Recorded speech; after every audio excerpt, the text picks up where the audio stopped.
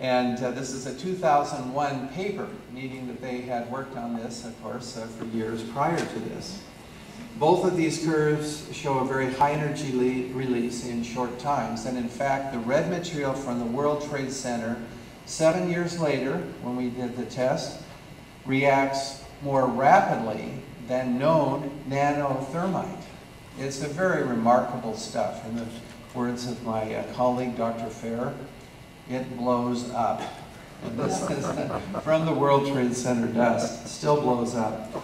Following the tests, these ignition tests in the DSC, we looked at the residue and we observed numerous iron-rich spheres, which Richard talked about, so prevalent in the dust. Now, these spheres were not present in the red material prior to ignition, but following ignition, they are present. This means, it doesn't just suggest, it means that there were very high temperatures present.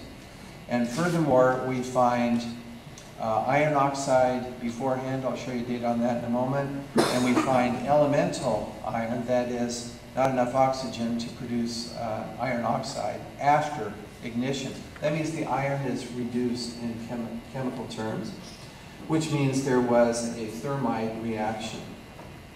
No other way to reduce the iron and produce these spheres from this material as we have observed and published in a peer-reviewed paper. Now here's some new data. Here are some new data.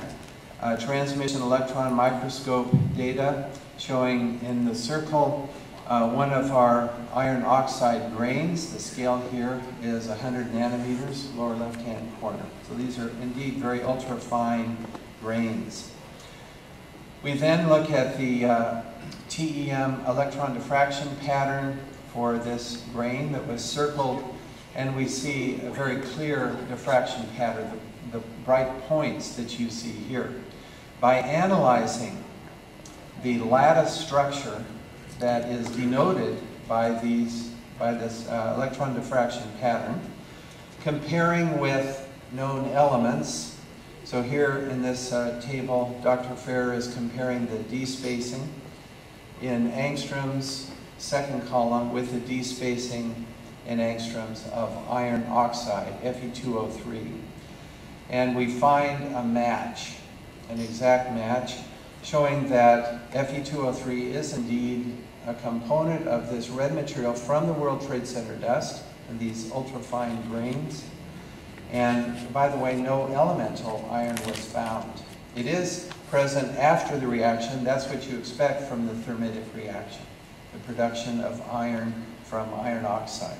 What happens is that the oxygen associated with the iron oxide transfers over, is taken by the aluminum so that you form elemental iron. It's very a vigorous reaction, of course.